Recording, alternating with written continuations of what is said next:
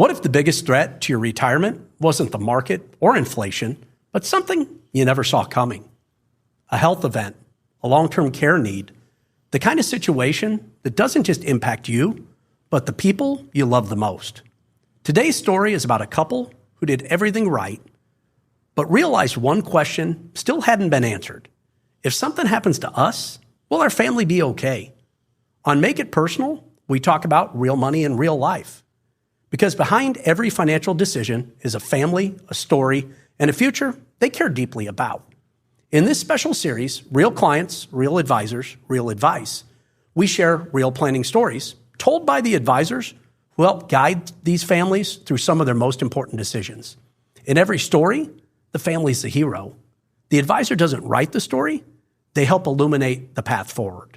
Today, we're sharing one of these journeys. I'm joined by John Bronsema, a Mutual of Omaha advisor, to share one of these stories. Welcome to the show, John. Thank you so much, Mark. I appreciate it. Before we jump in and talk about the story, maybe tell us a little bit about your practice and the clients that you serve. Absolutely. Well, I live in Southern California, former professional baseball player, so I actually serve some professional athletes. My wife is a content creator on social media, so I have many clients in that space as well. But I also work with retirees. Okay.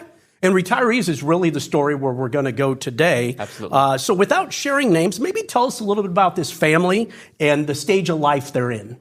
Yeah, absolutely. This family is right in approaching retirement. I had a couple reach out to me, late 50s, early 60s as the couple, and they're deciding, what's next? What does the next step look like? And they initially reached out with one particular need and one particular thought, and that was a long-term care event. And so that's the stage they were at, and they were figuring things out, but little did they know there was more to be discovered. Okay, let's talk a little bit more about the family. You mentioned the age, children, a little bit more about them. Yeah, the family, like I said, they have late 50s, early 60s approaching retirement. One about a year to maybe 2 years away. The other probably about 4 years away from retirement. 2 kids. Okay. Those kids late 20s, early 30s. Really, really important. This family's tight, close. And these 2 parents, Brandon and Sarah, made it very, very adamant that they were close and that family was really important to them and at the forefront of their decision making. Okay. So what ultimately brought them in for the initial conversation with you? Yeah, so it was actually experience a long-term care event. And unfortunately, we see that most people that are getting long-term care or reaching out about long-term care are people that have experienced it themselves.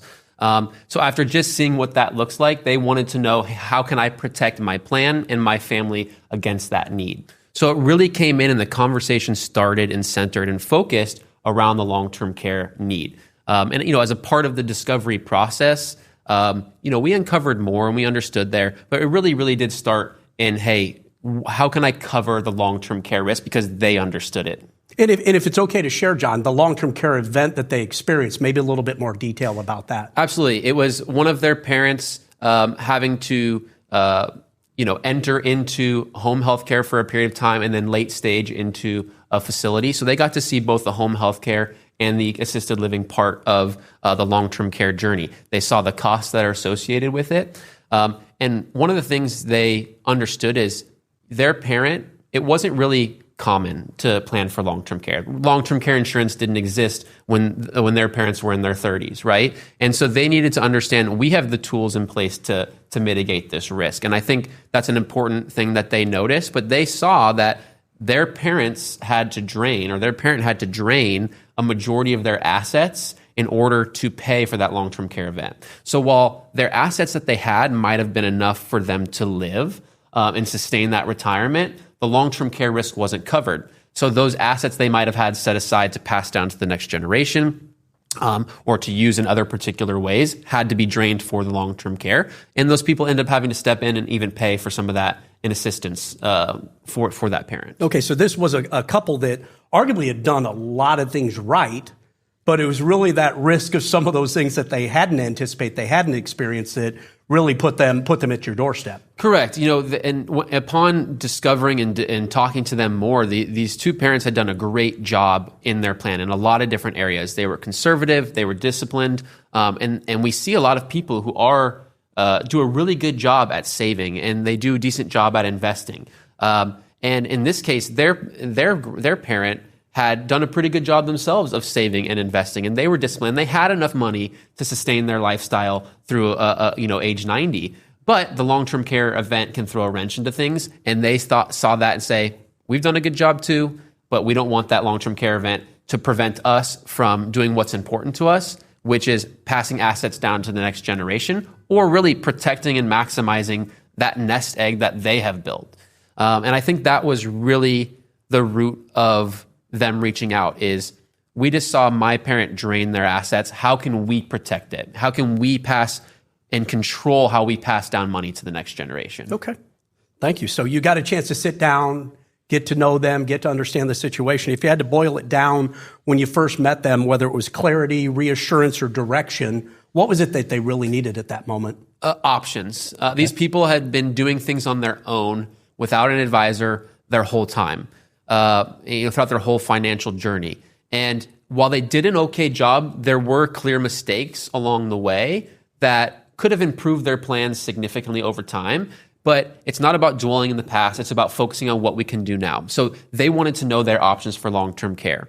And in the discovery process for long-term care, you need to understand what's important to someone. It's not just about finances. You need to understand the longevity and health of the family members, what's important to them. You need to understand what their current retirement looks like, because maybe they already have assets allocated to be spent that may already cover a chunk of what that long-term care cost might be. So it's not about looking at the daunting cost of long-term care and saying, I need to cover all of this. It's about saying, what does my plan currently allow for, and how much risk do I have above and beyond that? So for them, it came down to saying, what are my options to cover that risk?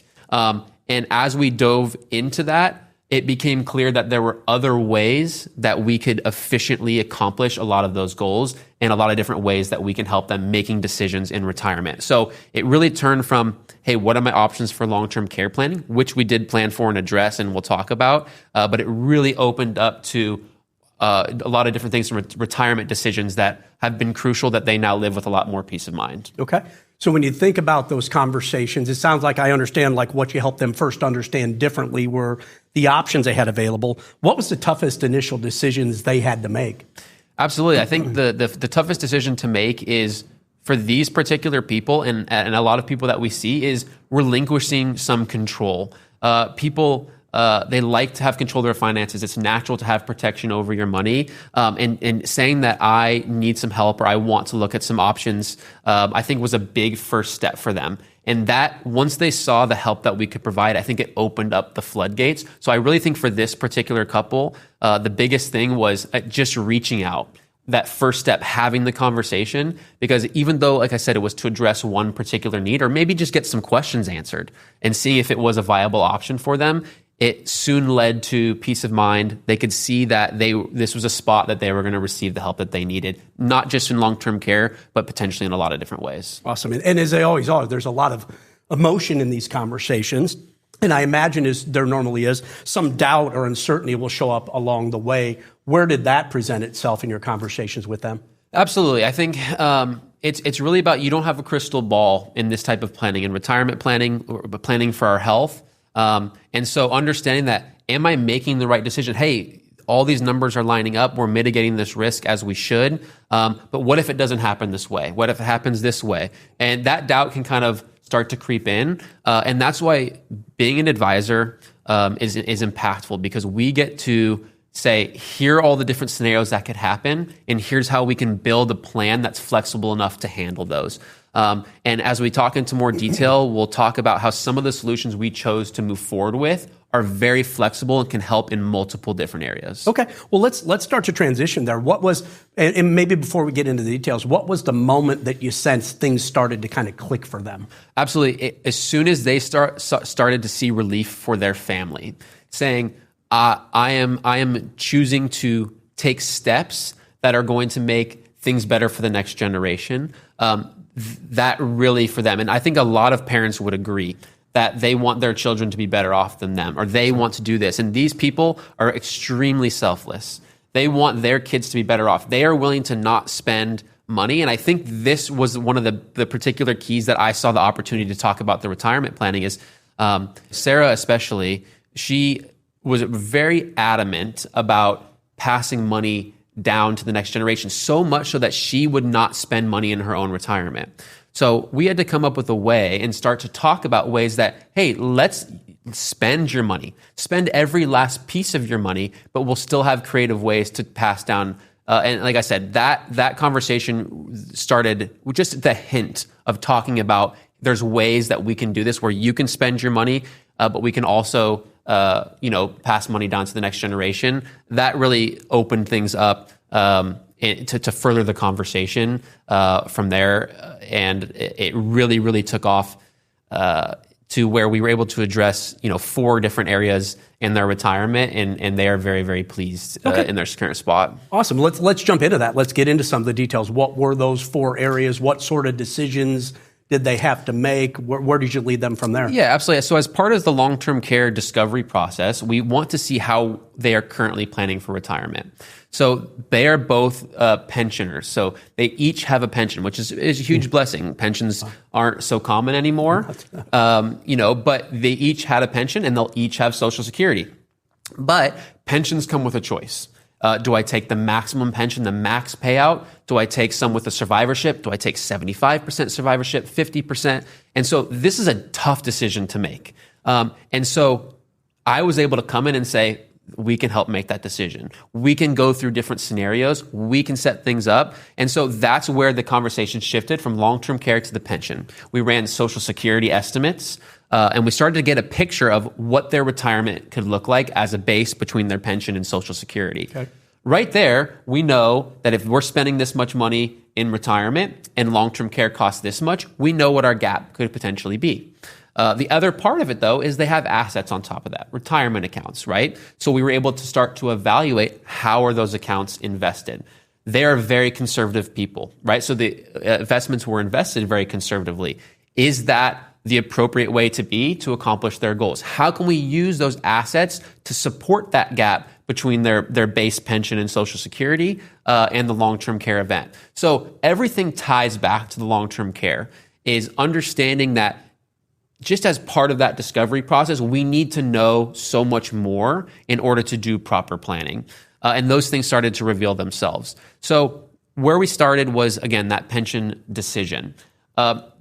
Being conservative people, they wanted to take almost the 100% survivorship, which means you take the minimum amount that they're allowing you to take on that pension. So you're costing yourself potentially $1,000 per month in order to have 100% survivorship. Right? But what if there was another way? And introducing to them, how can we potentially use a permanent life insurance policy to make sure you can take a stronger pension? Because what's the most likely scenario? The most likely scenario as healthy people is they live a long, healthy life. Right. So we want to plan to the most likely scenario. Many conservative people, they plan to the least likely scenario. What if something happens to me prematurely? Mm-hmm. And I understand that, and that's natural, and we want to cover for that too. So by using a permanent life policy, we can allow ourselves to plan for the most likely scenario, take a pension with a higher payout and a smaller survivorship, knowing that I have this life insurance policy in place that if I pass away prematurely, that permanent policy death benefit can be used to cover that gap in where you would have lost on the pension. And so by doing that, if they do live a long, healthy life, they live into their late 80s, 90s, they are able to maximize that pension over a long period of time. And if something does happen prematurely, they have that life insurance in place to cover that gap if needed. Where the life insurance also has a double effect, and actually we'll see a triple effect, is that led to understanding that, hey, we're talking about doing a standalone long-term care policy, right? Which just covers long-term care only. And we want to do something that makes sense in their budget. So we were able to create a smaller standalone policy, which is specifically just for long-term care, but use the life insurance as a backup plan for long-term care because of the living benefits that are included on a permanent life policy. So chronic illness rider is something where they would be able to access a large portion of their death benefit while they're living in a long-term care event. So not only are we covering their long-term care need with standalone long-term care, but we also have an emergency fund for more should that long-term care need last longer than average or be more significant. So these clients are now sitting here saying, I'm covering my long-term care need. I'm happy. This is my original question. I've developed a permanent life policy that allows me to take my larger pension while simultaneously giving me potential backup funds and emergency funds to give me extra long-term care. So they're sitting here very, very pleased. And then, of course, it takes a third role in their plan, that permanent life policy. In that most likely scenario that they do live that long, healthy life, they're able to maximize that pension. And guess where that death benefit's going to go? To their kids, the next generation. And so we're able to check all the boxes that are meaningful: long-term care, maximizing pension, passing assets to the next generation. No matter how their life plays out, that permanent life policy serves them. So we were able to write one on Brandon, one on Sarah, and they each know that, hey, I can spend my money in retirement because I know if I live that long, healthy life, that tax-free death benefit is going to my children. So they're able to settle and know that I feel good about spending, I feel good about my pension, I feel good about my long-term care planning, and all of a sudden one need and just a few product decisions really, really changed the scope of where we were headed and their peace of mind and knowing that an advisor can help. Wow, and that's impressive because the experience in the long-term care event, coming in with that mindset, you can almost feel it. And then through the planning that you did, what ultimately having a plan, how did that let them feel or act differently? Absolutely. You could see it in the emotion, planning with people. And a big part of the reason why I love being an advisor is you are helping people. You do see the relief. You do see it clicking for them and them seeing what you're able to see and how that's going to help them. You can hear it in their voices. You can see it in their face. And that's just really a huge blessing and a big part of this business, where as you see, maybe even you're able to address unexpected needs for someone and the relief that provides for them. Now, we also have to do this on a budget, right? We have to understand each person is unique. You can't just get the desired coverage that you want. So it went a lot deeper than that. And we actually did a third thing here where we on how to fund this plan itself that give them that peace of mind further. And even settle and be more confident in their plan and feel even better about it. Wow, it just sounds like you've addressed all the worries that they had, and even beyond some that weren't necessarily anticipated when they walked in the door. So that thinking that they came with no longer controls them. You use the word control. So with that freed up, that behind them, what does this allow them to focus on today as opposed to this? Absolutely. Well, now as they're approaching retirement, Brandon has retired. Sarah is just about to retire. And Sarah, being the one that's ultra conservative with spending, she now knows what her budget is. She knows what she can spend. She knows what she can spend on vacation and feel good about spending every single one of those dollars because the rest of her plan is allocated. And one of the things that was revealed as we were taking a look at their investment accounts and we saying, what gap do we need to fill? We need to understand, what do you guys want to spend in retirement? What are you worried you might have to spend? Are you worried about inflation? And we can run all of those different scenarios and help them understand, in all of these options, here's how we can cover your needs. So what we ended up addressing is, as we were looking at their investments to make sure that their investment portfolio was aligned with their goals, we found out that they actually had an extra $300,000 in their retirement account that would not need to be allocated. They would still be able to live the life that they want to live, and we'd have the funds to do that through age 95. So what are we going to do with this extra $300,000? Do we leave it sitting in a qualified retirement account, which our kids are going to have to pay taxes on maybe when they're in their highest income earning years? Or is there something better that we can do? So we took $200,000 of that $300,000 in their investment account that was not going to be allocated in their retirement plan, and we put it into an annuity that would grow completely safely without risk until they retired. We plan on doing that for 4 years. So that $200,000 will grow for 4 years and they will start income. That income stream will be a lifetime income stream. And the amount that it spits out, guess what it's enough to pay for? Their long-term care policy, their permanent life policies, and the premiums are going to be taken care of forever. So they turned that $200,000 of the $300,000 that they had extra in their plan, and that will now pay the premiums of their life policies and their long-term care policy in perpetuity with a little bit of a gap. So they turned that $200,000 into $800,000 worth of tax-free life insurance and about $1 million in long-term care coverage. So $200,000 into nearly $2 million worth of coverage through this planning. And that's what talking to an advisor can uncover. Now, are we going to be able to do this impactful planning on every single person we discuss with? Maybe not to this magnitude, but maybe even more. It's about sitting down with someone and going through it, letting a professional see and diagnose what may be possible. My philosophy and what I do to try and sometimes break down that barrier or get people comfortable is it's not my job to tell you what to do. It's my job to educate you on what your options are.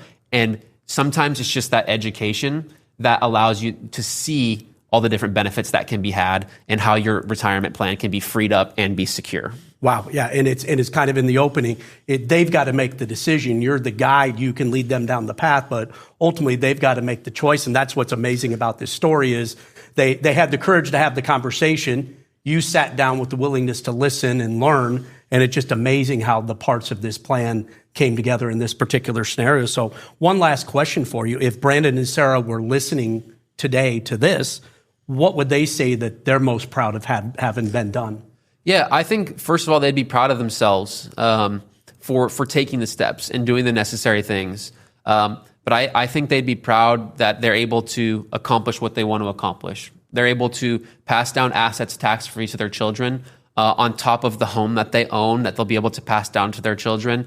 And if there's anything left over above and beyond that they didn't spend, that we allocated to spend but they didn't, that would also go to them. So they're able to do that. They're also able to live peacefully, knowing that if I have a long-term care event, I have flexible ways to cover that protection. And I won't see the same thing that happened to my parent happen to me or my kids in my family. And so they'd be proud of taking those steps. And I think that they do live more peacefully. One of the biggest joys that you get to see are people spending money. A big misconception about financial advisors is we want people to spend less money. Yeah, maybe if you're early on in your budgeting, we need you to, get things right. But when you're in retirement, we are trying to help you spend money and spend as much of it as possible while accomplishing your goals.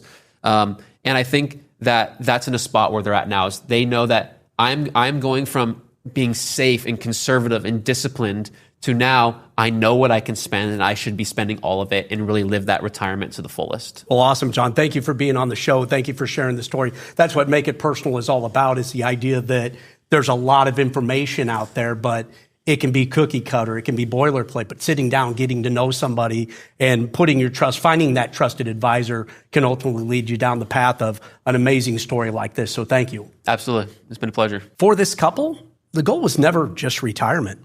It was protecting their family without sacrificing the life they'd worked so hard to build. And what changed everything wasn't just the strategies. It was a realization that they didn't have to choose. They could protect, enjoy, and leave something meaningful behind. Because when a plan is built the right way, it doesn't create trade-offs. It creates possibilities. That's real families, real advisors, real advice. Thank you for listening to Make It Personal. Make it personal. It's your money, it's your plan, it's your future. This podcast is for educational purposes only and may include references to concepts that have legal and/or tax implications. Mutual of Omaha Investor Services, Inc. does not provide tax or legal advice. Please consult with the appropriate professional regarding your personal situation prior to making any financial decisions. Strategies discussed may not be suitable for everyone. Securities and advisory services offered through Mutual of Omaha Investor Services, Inc., member FINRA, SIPC. Mutual of Omaha Advisors is a division of Mutual of Omaha Insurance Company.